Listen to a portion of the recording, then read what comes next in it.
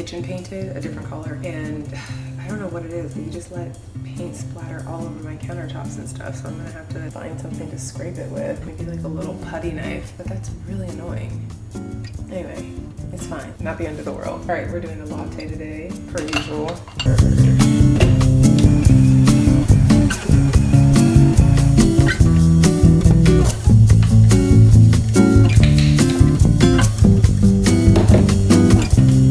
This banana while my coffee brews. One of my cousins is a doctor, and I was talking to him about how much coffee I drink or used to drink. I drink a lot less now. And we were talking about how you need to eat something before you drink a cup of coffee because it affects your blood sugar. I don't know how much a banana helps because this is also sugar, but better to eat this than nothing. If I had the time, I'd probably make like a goat cheese omelet or something. I don't have the time today. Yeah. Hi guys, morning. Before we get into this video, let's talk about my outfit. It's really not that special today. It's just a regular black ribbed dress, but I love when I find a great fitting everyday casual dress. I can wear it with just sneakers if it's really hot outside, put on a trench coat, whatever, doesn't really matter. It feels really great. I got it from Witchery in South Africa. I got a bunch of stuff from that store. Yeah, obviously you could tell that I love it. I finally figured out the name of the brand for the earrings. These bigger ones are from Adae Jewelry, A-D-A-E. And I already showed you guys the first ones are from 24 karat. And then I'm wearing my engagement ring and my normal like nail ring. Anyway, silk press is still looking good.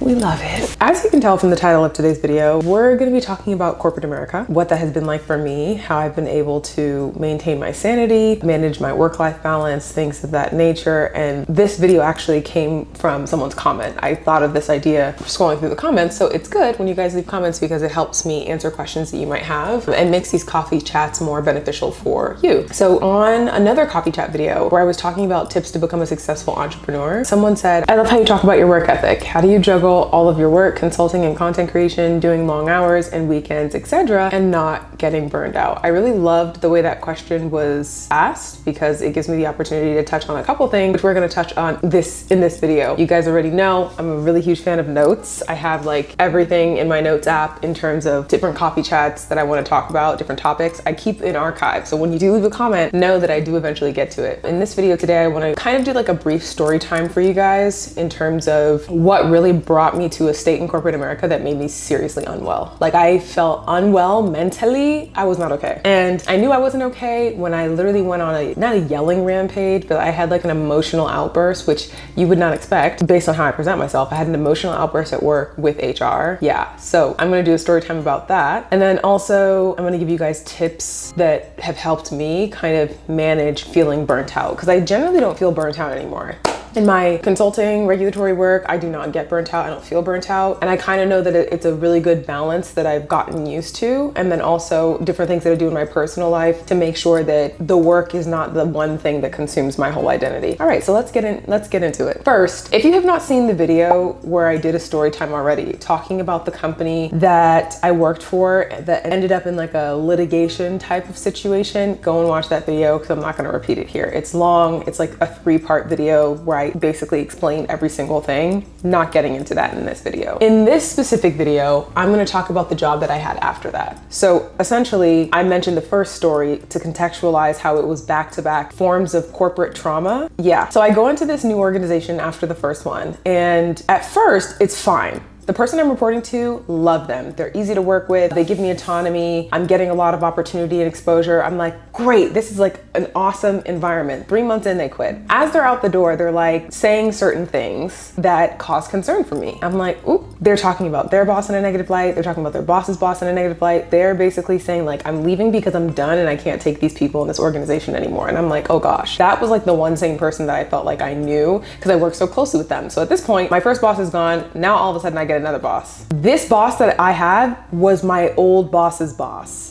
So now I'm reporting into a higher level of management that I shouldn't even be reporting to based on my leveling. I'm reporting into this person and they're horrible. They're mean, they're aggressive, they're abrasive, they lack empathy, they are explosive, they will curse on calls, they will berate you, they will make you feel a shell of yourself, make you feel very small, very minuscule. And at that time I was a contractor getting ready to convert over to full-time because that's just how we worked out the agreement because there was another situation before time. Not gonna get into that, but we just worked out that agreement that I would start as a contractor and then convert over. So in the process of waiting for this conversion to happen, they're also on a hiring freeze. So it's taking a very long time, like a laborious process of getting everything approved from different people. So I'm just continuing to do my work. But because of that, I didn't feel comfortable to speak out to this boss. I didn't feel comfortable to say anything. I kind of felt like, let me just stay in line and do what I'm supposed to do. And that's so different from how I am now, but we live and we learn. So we go through this crazy process within my organization, working on this program. It's very high profile, very intense. Okay, I mean, we're working 16 hours a day. We're working through weekends. We are doing everything we need to do. And amid this, I also need to take time off for a surgical procedure. I have the surgical procedure, and before I had it, I requested with my boss a month off. They said no, and they only approved me for 2 weeks. I'm paraphrasing a lot of this because it's really not that important. It's a bad experience that I went through while I was in like a interesting work situation of being a contractor trying to get converted over to full-time. They kind of had like that power over me in that sense because they could have moved it further along or pushed it further back in terms of, you know, transitioning me over into like a full-time capacity. So amid all that, we have a lot of stuff that's going on with our program. Plus I'm having like my own medical situations, and ultimately I came back to work way too early. I almost relapsed from my surgery. If you guys don't know, I had double jaw surgery. And that also was a lot for me to process psychologically because your entire face structure changed. You have to learn how to talk, you have to learn how to eat. You have to look at yourself in the mirror and heal through this like really intense process. And on top of that, I'm also working in a very high pressure, high stress environment. So we get through the program, I get through healing from my surgery. And then at one point in the company, all the people I was working with leave. Something happened and everybody just leaves. Everyone's like, we're moving on to new things. It's whatever, including my boss. Now at this point, I had already had like 2 or 3 bosses. So now this boss leaves and I'm on my 4th boss. I'm like, this is the most chaotic work environment I've ever worked in. But this is what set me off. My coworker tells me, yeah, I'm leaving too because like I just can't. That coworker helped me so much mentally throughout everything that we were working on, because the project I was working on, I wasn't allowed to talk to anybody else about it. So I could only talk to that person. So we were really siloed within our organization. And that's fine. It happens sometimes depending on what you're working on. But that person, when they left, I literally just like, I don't know what it was. I think it was the buildup of coming off of an organization where there was a legal issue, getting into this organization that's chaotic, dealing with a new boss change every 3 to 6 months, dealing with a boss that literally would text me at 4 in the morning and it would email me at 4 in the morning and get mad if I didn't respond quickly enough. Yeah. Working in an environment where the Teams noise, that little chirp chime, would literally send anxiety rushing through my veins, to now going through a surgical procedure that's very intense while working in this toxic environment. And then finally, I get to a point where everyone in my company is leaving, change again. I don't know what's going on. All of a sudden I'm getting these new responsibilities, and the one person that I was able to talk to and confide in is leaving. When I tell you guys, I called HR as soon as I found out that person was leaving. I called HR and I told them everything. Everything that I just told you guys. Of course, I gave them more details. I told HR absolutely everything. I was hysterical. I was crying. I felt like I was in such a deep state of sadness and depression. And I felt like I was masking my depression with just like going through work, because there were also personal things happening in my life. A week before my double jaw surgery, my cousin, who I'm getting married now, if you guys didn't know, I'm engaged. My cousin passed away.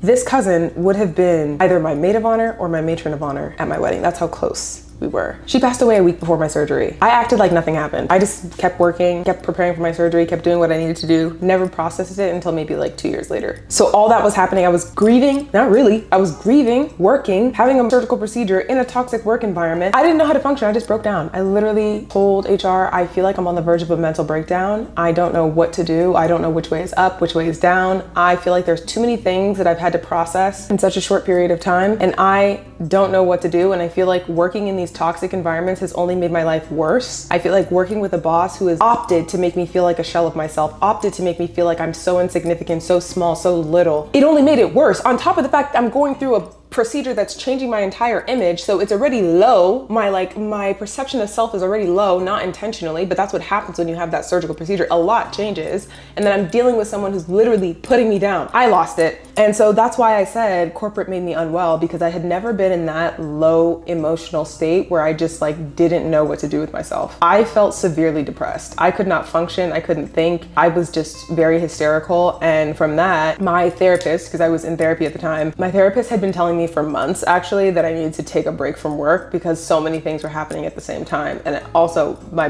job was not helping because it was a toxic work environment. And she told me she was concerned for me if I remained in that work environment. I didn't listen and I just kept working, which I don't recommend anyone does. So finally, when I told HR that, and I told HR that my therapist had told me before that I needed to take time off from work, they were like, yeah, we think you should too. So I went through the proper process of getting a letter from my psychologist, and she filled out the necessary forms through FMLA, which is like, I had short-term disability insurance with my job at the time. So I was able to take 3 months off and get basically like 70% of my, or maybe like 80% of my normal salary throughout the 3 months that I was off from work. Those 3 months changed my life. I processed a lot of stuff during those 3 months, and I realized that I never wanted to work for a company or work for a boss or be in a job that put me in a place where I felt like like I'm not gonna say it on this channel, but that put me in such a dark place. Like I had never been there before. I had never been that low before. I had never felt like I don't know what's coming next. Because for the most part, I'm a pretty like happy person. And even if something bad happens, I'm like, you know what? We'll come out on the other side of this. I didn't know what the other side could even look like. I didn't even have the energy to get to the other side. On top of like grieving and just,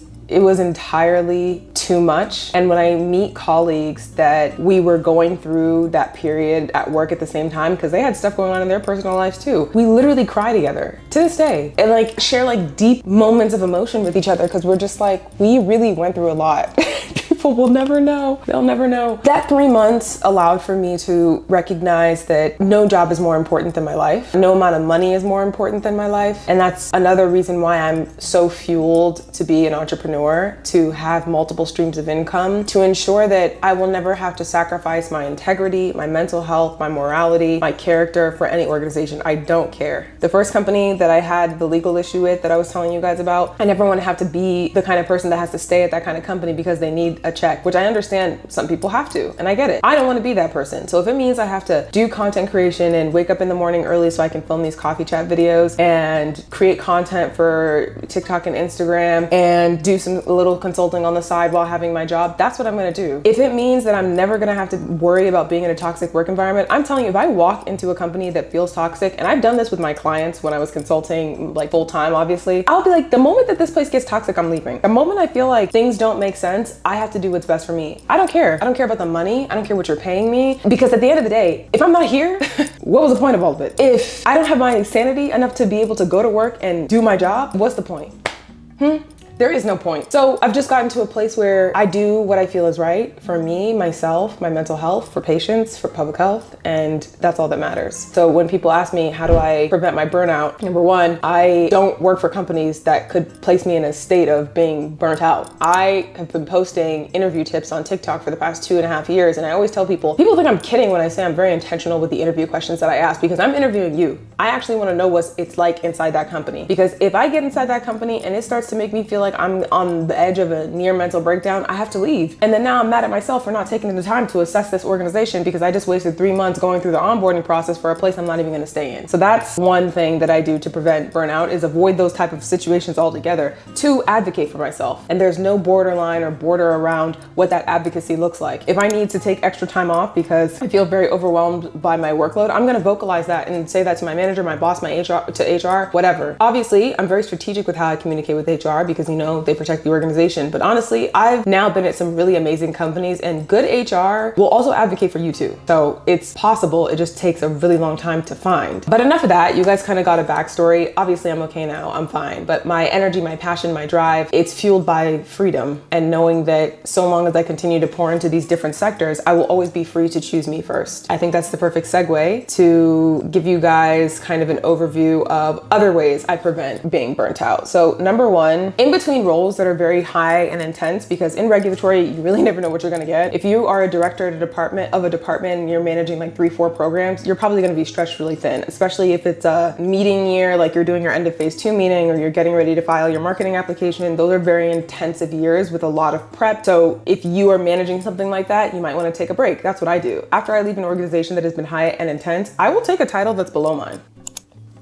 Yeah, I'll be a senior manager, don't care. I will be an associate director, don't care. If the pay is enough for me, I like to take a break. And sometimes taking a break is taking a title that is less than what I'm used to doing. I don't wanna go from one crazy job to the next. I need to take a moment in between. And I think I learned that from that 3-month break period, because during that 3-month break is when I really started creating content. It's when I really started thinking about like other things I wanna do, like starting Ilana Health. It's when I really had the opportunity to think about what the next step was gonna be for me in my career. And I actually kind of did this last year during my birthday. I traveled for the whole month of May for my 30th birthday. I went to Turkey, Spain, like I'm gonna get into that later. But during that month, I got to sit and really reflect. And that's when I started like having conversations May and June with my fiance about going back to school, going to law school, talking to my colleagues about what that looks like. A break is good in between. And I like to gift myself a break, whether it's a less title below me or just taking like 2 or 3 months off in between the next role. That's one way you can prevent burnout, is taking a break or inserting gaps in your work experience. And for the most part, you might be concerned about like, how do you address this in your resume? To be fair, like 2 to 3 months is not that big of a deal, especially depending on your leveling. If you're more early career, you're in the first 5 years of your career, it might be concerning, not really. I would say the first 3 years might be concerning. 5 years, I think you can definitely like shy it away. Number 2 is I use all my PTO. Don't care. I'm taking every holiday, every vacation. My phone is off. You cannot reach me. Try somebody else, wrong number. Don't know what to tell you. Use your PTO, don't save it. I used to be the kind of person first 3-4 years in my career where I was like, I'm gonna save my PTO. Save it for what?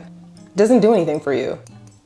Number 3 is I'm open with my boss about my workload. Some people get concerned about this. And one big tip that I feel like people need to understand and incorporate is when you walk the walk, and this is so corny to say, but like when you walk the walk, no one is messing with you. If you showcase that you are a confident person and you know that you are employable outside of your current work capacity, your boss is not gonna be silly, unless it's just a silly person altogether. But most of the places that I've worked after those toxic situations, I come in and I'm like, this is what it is. These things are not negotiable, because I allowed them in my old places to negotiate all these things that shouldn't have been negotiable. Now it's just not negotiable. If I need to use my PTO, that's not a negotiable thing. I'm saying I'm taking my PTO on this time. We will figure out, or the team will figure out, how to move forward in my absence because I need a break. My workload is too much. I can only maintain this for X amount of days more. How are we going to move forward to alleviate this? And I need you to know these are the things that are falling in the wayside because I cannot manage all of this. Facts. How are we moving forward? Because I'm not doing sleepless nights. This isn't Sleepless in Seattle. Confident people are able to let their employer know, like, yeah, I'm appreciative of being here. I want to be a part of the team. But also, it's just like a certain way you express yourself in the workplace that they also know, like, okay, this person, if we like do too much, they might leave. And your value is not in keeping the job you currently have. Your value is your ability to get hired somewhere else. So if your company knows that you are employable, you are capable of getting employment elsewhere, they're going to do everything they can to keep you. That's the truth. With being a full-time employee and also doing entrepreneur stuff, like this person's comment led me to this whole topic, is yeah, it can lead to burnout and balancing a lot at once. I do talk about how my iPad is my life. It's actually being charged right now. And how I write everything down. I write everything down in notes. I create a schedule. I write a list of things that need to be done, and I just do it. I try to use my weekends to really relax and decompress. And whether that's hanging out with friends, you know, taking a quick vacation, I try and maximize my free time and not try and make it about work. I'm really good at setting boundaries with my regulatory stuff. Like, it's very simple for me. And I think being a consultant, it's just easy because you can just say no and they're not going to say anything because you're not their employee. Being an employee is a little bit harder, but when you work in a really great work environment, they are very understanding. For my entrepreneur stuff, sometimes I use my weekends for that. Sometimes I go late into the evening filming for that, or sometimes I use my mornings, but it doesn't bother me. And it's just like what I said before, I'm fueled by my passion for it, one, but also I'm fueled by the ability to be free. And I don't want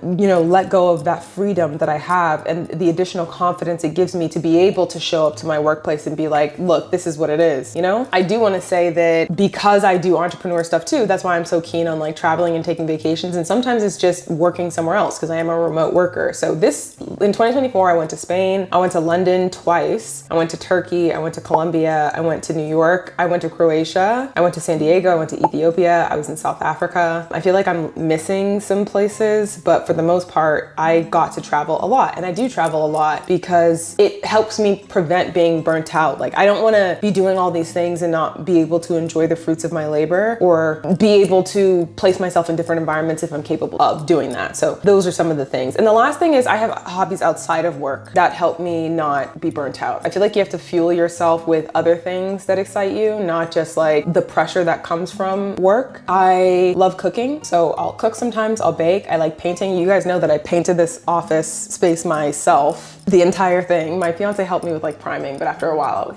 I was like, please just put it down. Yeah, I enjoy those kind of things. So I like reading. I'm reading a couple books right now. This is about relationships, and that's also therapeutic for me. Talking to my friends is therapeutic for me. That helps me not feel burnt out. Having a good laugh with my friends, going to the movies. I just went and saw the Issa Rae movie like 2 weekends ago, or last weekend, I think. And sleep, of course. I listen to my body. If my body's tired, I stay in bed. Sometimes I'll sleep in. I do like going to church on Sundays. Sometimes I'm so exhausted I can't make it, so I watch from home. I listen to what my body needs, and that's pretty much it. I know this was a long video, but I hope it answered your question of how I prevent getting burnt out. And I think the most important thing that I want to say in this video is, if something isn't serving me, I no longer fuel it. So if one day I woke up and decided I hate regulatory, I'm not working in regulatory anymore. If one day I decide that I cannot do social media anymore, I won't do it. There was a period in time when I was really consistent on YouTube and I was posting all the time, and then I just disappeared for like a year. I was burnt out. I couldn't manage all the platforms everywhere. It wasn't possible for me at that time, and I just stopped, and that's okay. I think people think like when you're burnt out, oh my God, I'm burnt out and I stopped this thing and I can never go back to it. You can be burnt out, take a break, and come back. That's all that matters. And if you don't want to come back, you don't have to. Anyway, I hope you enjoyed this video. You guys make sure you leave comments down below for any other topics you want me to address. I am no longer unwell from corporate. I'm very well, very stable, very focused, very happy. And I hope this video serves as confirmation for you that yes, corporate can be toxic, but there are environments in corporate that are healthy. Just like with anything, there's good, there's bad. There's good people in the world, there's bad people in the world. There's good companies, there's bad companies. There's toxic places and there's healthy places. And I finally have been able to find myself in a really healthy work environment, which helps me prevent from being burnt out. Anyway, I will see you guys in the next coffee chat.